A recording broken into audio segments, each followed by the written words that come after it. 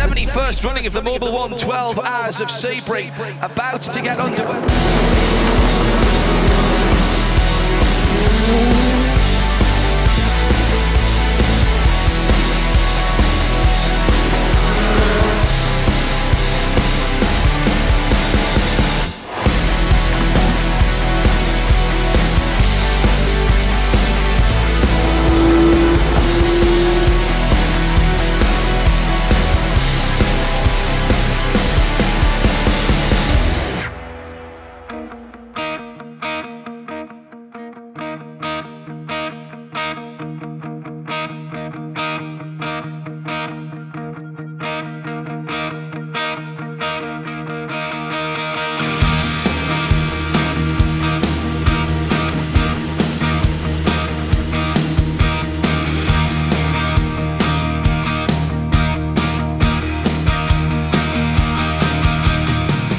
Daytona obviously didn't go the way that we wanted.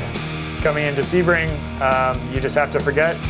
Don't think about that. All you can do is continue what we did at Daytona, keep working on the car the way we were, be prepared, move on.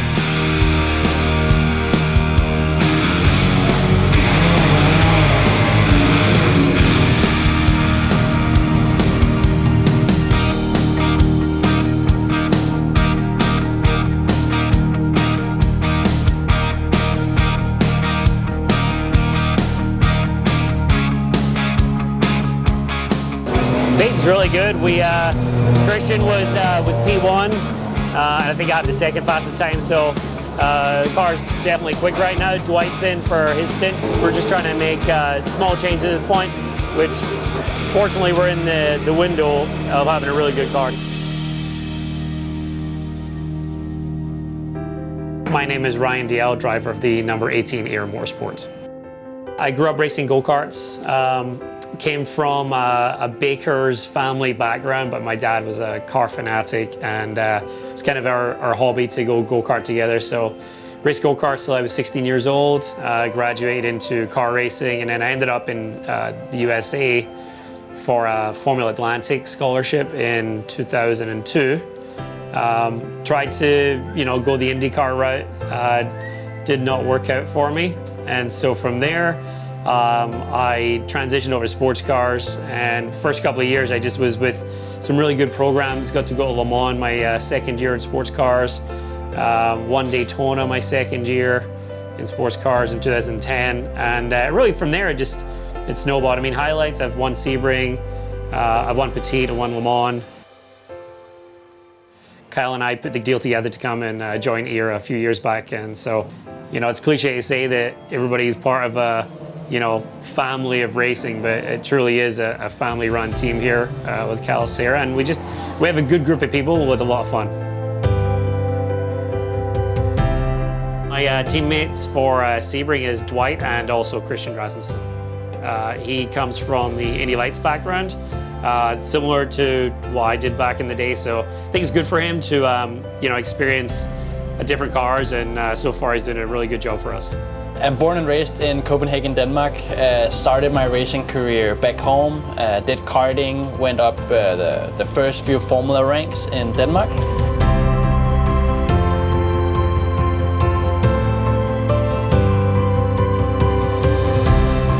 I moved my career to the US in 2018, where I raced the USF 4, and then I got into the road to Indy. Drove USF 2000, won the championship in 2020, backed that up with a win in Indy Pro 2000 in 2021. That got me into Indy Lights, and now I'm racing Indy next with HMD Motorsports, besides my Aero Motorsports duty.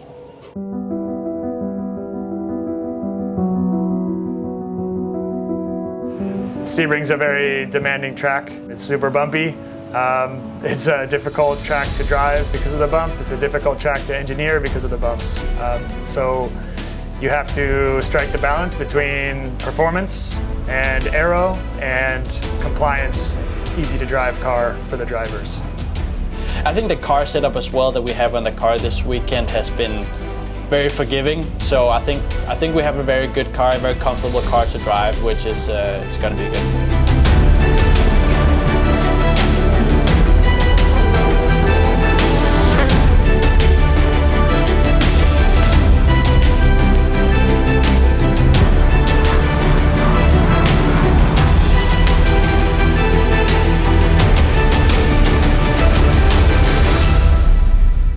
we qualified 8th here at the 12 Hours of Sebring.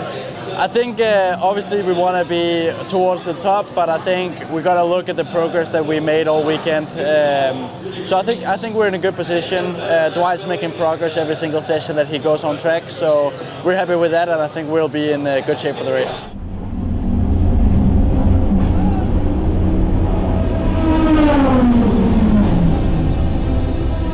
So travel race is quite a long race. It's part of the biggest race for MP2. And so we have a simulation tool which allows us to see how many stints we need to do for the race, how we do the repetition for the drivers for the race. Still too much entry understeer, but I think the changes we made were definitely in the right direction. It's a really, really good track, but it's super physical for the drivers. So we actually try to make a car which is not too hard to drive for them, compliant with the bump, and be fast for sure. Beautiful weather and phenomenal scenes with a capacity crowd and more. There is literally no infield general admission car parking left. That was all sold out early in the weekend.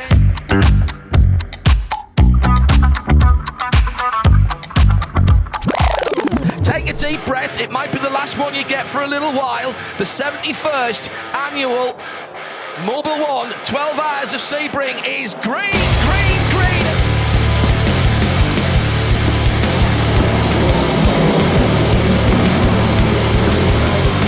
And there's been a spin right at the back of the prototype field, full course yellow. It had to happen. It's just off the racing line. But anybody going wide there would have picked that up.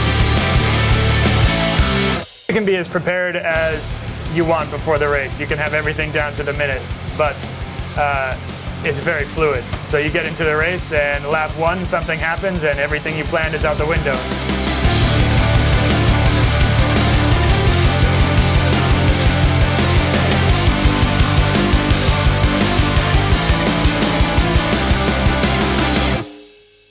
Dwight had some contact on the first stint with a GT car, and yeah, it was more, the nose was okay, but take the opportunity to change it under yellow, so we are good for the rest of the race.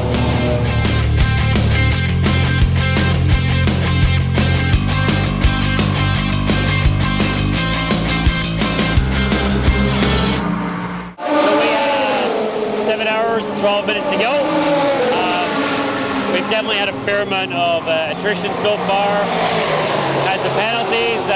We've been hit by some GTs, some GTPs, but twice drive time's done, and we got a couple of laps to get back. It was pretty tiring to my drives at the beginning because of the heat for me. You've got drivers in the car for a long period of time, so you have to balance how tired the driver is and their actual performance versus the field out there, as well as what's best for the performance of the car and for the strategy of the race. It's very challenging, very physically demanding on the driver.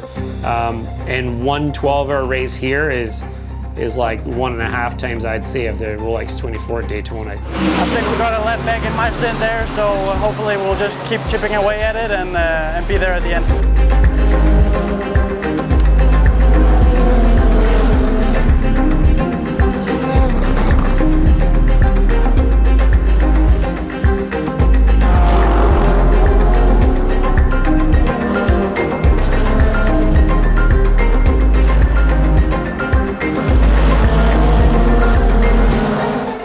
Course yellow, yellows breed yellows.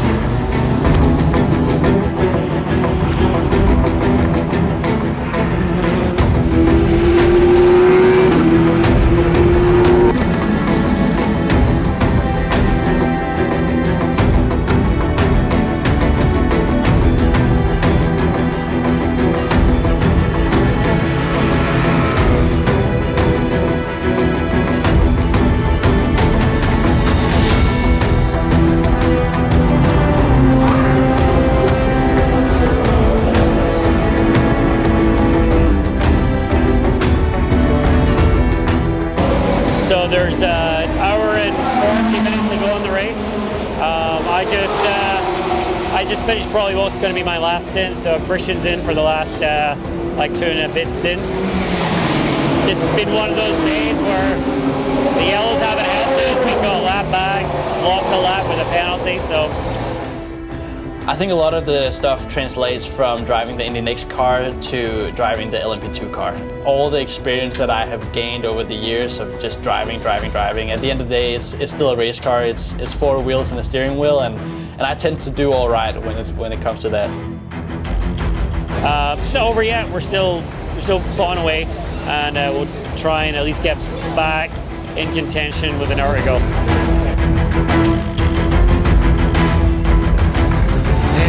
The battle for the lead, and the lead is held up. Here's the opportunity, and there's a touch, there's another touch, and that is going to be off the circuit. A huge incident, and he's driven straight into the Porsche, and the other Porsche's gone over the top. Both Porsches are out. Both Porsches are out. Full course yellow. Crash turn 3. Hopefully on this yellow now we might get a lap back and help us back on the lead lap. So. Side by side on the front straight,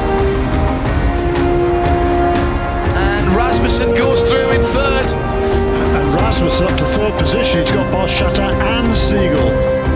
Yeah, absolutely.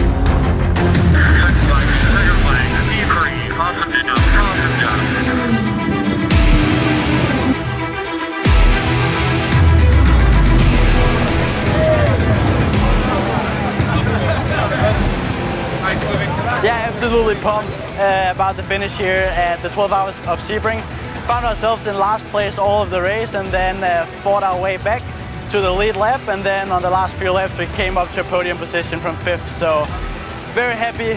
Car's been great all weekend. The Motorsport guys has done an amazing job getting us here, and yeah, very excited for my personal first podium in the endurance world. So hopefully there'll be a lot more of that, and can't wait for the next one. Well, we had a really tough race with a good ending. We spent, I think, 9 of 12 hours trying to get ourselves back on the lead lap. And with an hour to go, we found ourselves back on the lead lap. So big reward for the day, good points for us, and a tough one, probably the toughest 12-hour I've done in a long time. Just a lot of carnage, lots of crazy people out there, but Ira gave us a great car, mega pit stops. Christian did an amazing job, so did Dwight. So yeah, we're happy, good points for the season.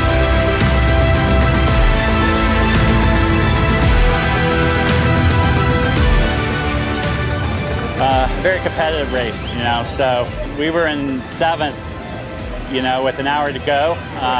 We were in 5th place with 5 minutes to go, and we finished 3rd, so I think it's about as hard as we worked for 3rd. So I think we're pretty happy with that. It was a tough race.